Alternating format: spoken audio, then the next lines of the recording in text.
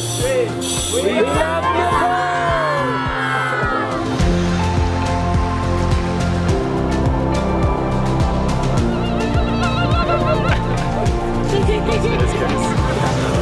Good morning, Hello gang. I think I can say that. Good morning, guys. Welcome to Kathmandu, Nepal. This is Carla. Good morning! We're in Durbar Square right now, in the middle of Kathmandu, and this is going to be a whole Kathmandu vlog. I actually came here about 5 years ago, and it was before the earthquake, which I mentioned in the previous videos and some of you might know about. And I came here, and it was completely destroyed, and now it's been rebuilt since then. So it's quite interesting to see. Anyway, I'm going to show you around and catch up again in a minute. Did they rebuild it the same after the earthquake or different? This temple is made before earthquake, but that Kedarnath is made before few months only. It's completed. But I think some of it was different before the earthquake, or did they rebuild the same? No. They rebuilt the same. The same. Yeah. Okay. Yeah.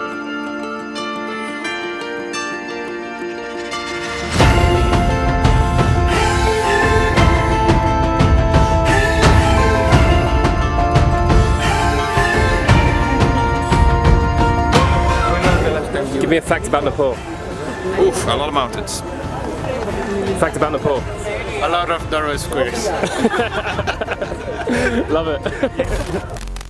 Okay, before we get into even more eye-opening Nepal facts, I need to tell you guys about Coinmaster. Coinmaster is a social game where you build your village and attack and raid other villages. You can play with your friends, you can give them gifts, or you can attack them and steal their coins, and that's probably what I'd prefer to do. As you guys know, I spend a lot of time on trains and planes and waiting around, and sometimes I need a mobile game to keep me going. Well, right now, it's been Coinmaster. For the last few days, I've been completely addicted, and I want you guys to come join me there. Now, it's completely free, and it also happens to be the most downloaded game in the UK in 2019. It's growing really fast, so if you want to get involved, then go click the link in the description below and you'll get 300,000 free coins and 50 free spins just by signing up. Massive thank you to Coinmaster for being the sponsor of this week's video, and let's get back to Nepal. Hello! Hi! Hello! For YouTube!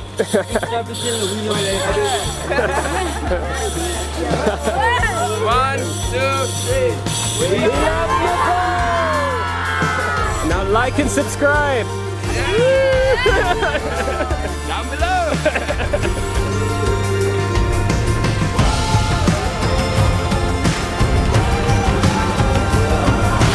So this is one of the temples that was destroyed in the earthquake. They're slowly rebuilding all of them, and most have been rebuilt, but obviously this one's still pretty destroyed, and they're in the process of rebuilding it. But if I remember rightly, this was one of the most beautiful ones. I'm going to try and find a photo to put it up, but yeah, I think when I was here before, this was one of the most beautiful temples. So it will be rebuilt. Maybe by the time you come here, you'll get to see the way it was before.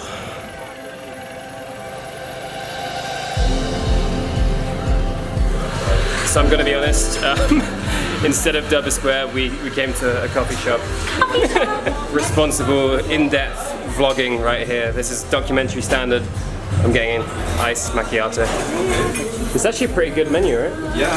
So from what I've discovered so far, Nepal and Kathmandu especially seems to have a lot of coffee shops everywhere. They have their own chain of Himalayan coffee, kind of like their version of Starbucks, because they don't have many international companies here in Nepal at all. There's no McDonald's, there's no Starbucks, lots of them haven't broken in, so instead they've got their own Nepali brands like this. Amazing, thank you very much. It's actually really interesting coming back here after, I think, 4.5 years. Because I originally came here just as a budget backpacker. Me and my friends spent about 10 days in Kathmandu, just looking around before we went on to Pokhara and the rest of Nepal. I'm just looking around now and I'm like, I recognize that place, I recognize that. And it's a really nice feeling to be back here, showing it on camera and showing a country that I really love.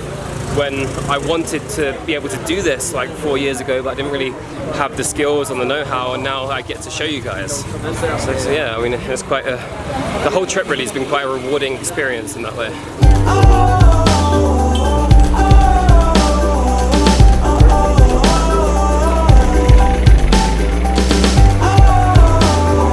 Right guys, I just stumbled across something, but I'm cutting this first to say if you are squeamish or if you don't want to see any blood, then skip forward a few minutes. But anyway, yeah, let me show you.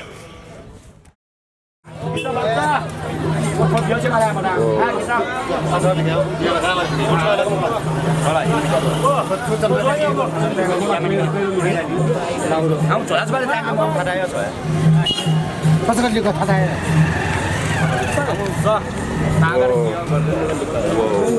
We're just walking along the street and there's a proper sacrifice ceremony going right now. I'm literally walking through blood. That's a goat. I just saw the guy hacking the head off, and now they're sacrificing it there. That's part of the ceremony. Is that right? Is it pregnant? Is it pregnant? Oh my god, that would be like... Whoa, yeah. So obviously this wasn't planned, we didn't expect to see this at all, but I just asked if I was allowed to film and they said it's okay, so I just started filming it. I think they're cutting into either the stomach or maybe the goat was pregnant, because they're cutting something out of the middle right now. It's the intestine?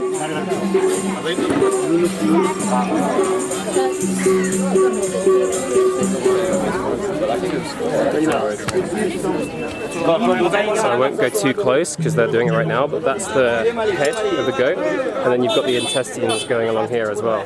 So at the moment they're taking apart different parts of it to put onto here. That is actually fascinating. I think it was still alive as well, because when I got there it was kind of twitching a little bit as they were cutting the head off. And I know some of you obviously massively disagree with this, but it's just it's a part of travel. There's different traditions, there's different ceremonies, there's different religions, and there's different rituals. So I always believe in being a fly on the wall and just seeing it and taking it in. But yeah, I know obviously that's not nice to see, but it is just part of their life.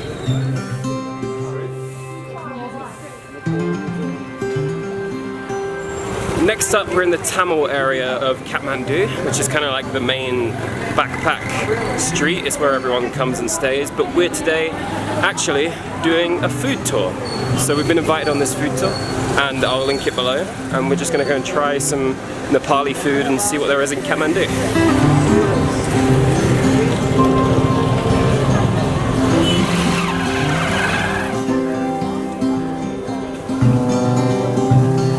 Wow, we're going in here? Okay. Okay, this is going to be the first stop, and we would not find this place ourselves, I think. So this is it? Yes. Okay. Well, it smells good. It's a pancake type thing. It's called bara. And this is the first thing we're going to be trying today.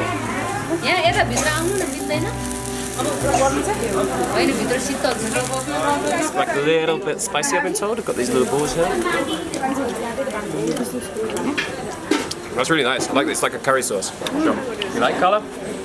Yep, I'm enjoying it. It's a good amount of spice. Filipinos love food outside their home country because they don't have any food in the Philippines. Hey, we have good food in the Philippines. So, in Asia and a lot of places, you have to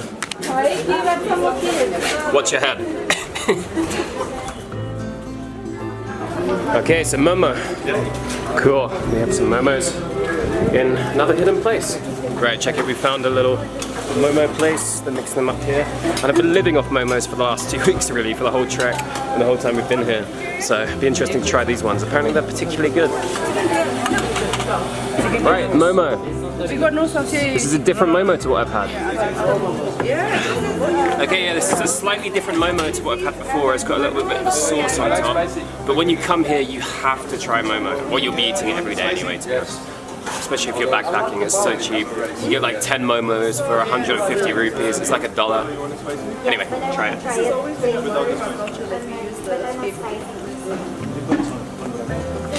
As I always say, good. Yeah, no, this is great. It's actually buffalo as well. Like lots of the momos here are buffalo, which is interesting. It's actually a really nice meat. You want some spice? Yes, please. This is Joel. Joel momo. Joel's momos.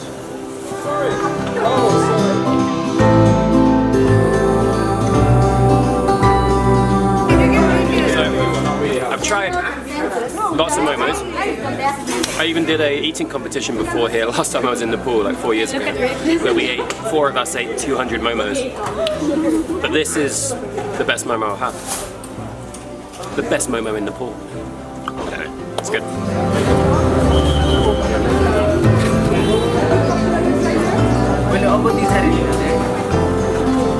Okay, so this place is called Tip Top Samosa because it's next to the tailors, and yeah, that's where you can find it. Yeah, it seems really popular, and apparently everyone in Kathmandu will know Tip Top Samosa.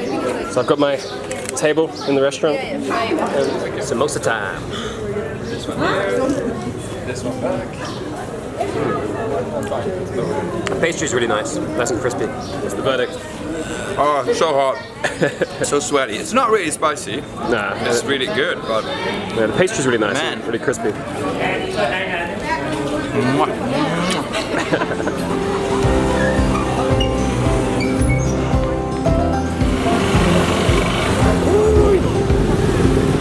Crossing the road in Kathmandu like tourists, stopping all the traffic. On top you have yogurt and a little bit of this slightly spicy sauce. Right, here we go. It looks very creamy. Yeah, it's really good. I can say it's a dessert.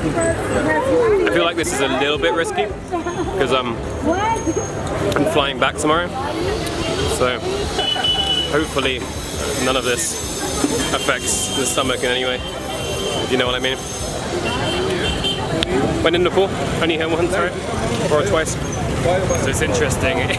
My experience of places like Nepal and India and Sri Lanka and this part of the world is whenever something happens, like an accident or something at all, everyone crowds around. So there's a huge group of people there for a really tiny traffic accident. Okay, so this is now the most popular lassi place in Nepal, I think. At least Kathmandu. And this is the official one, and then that's a knockoff one. Because it got so popular that they opened up one next door. Yeah. Oh, that is really good. I love a lassi anyway, but this is a really good one. Strongly approve. Getting that thumbnail. Okay, that was really cool actually. We had like 5 stops, and you can come do that exact tour if you want to in Kathmandu. They also have another one called the Fear Factor tour where you try like sheep's brains and I don't know, other things, so you can check that one out too. And they also have other places all around Asia. Yeah, pretty good. Ring my bell. Ring my bell. My bell. Yeah, they're basically saying to go ring that bell and subscribe below. Pretty sure that's what you were saying, right? Yeah. Anyway, first impressions of Nepal. Okay, I'm going to keep this last bit pretty brief because I think over the last few videos I've already shown you how much I love Nepal. And I put in the title first impressions, but really it's my second impressions because I spent a month there before, but I didn't get to make a video then, so now I'm giving you my impressions right now.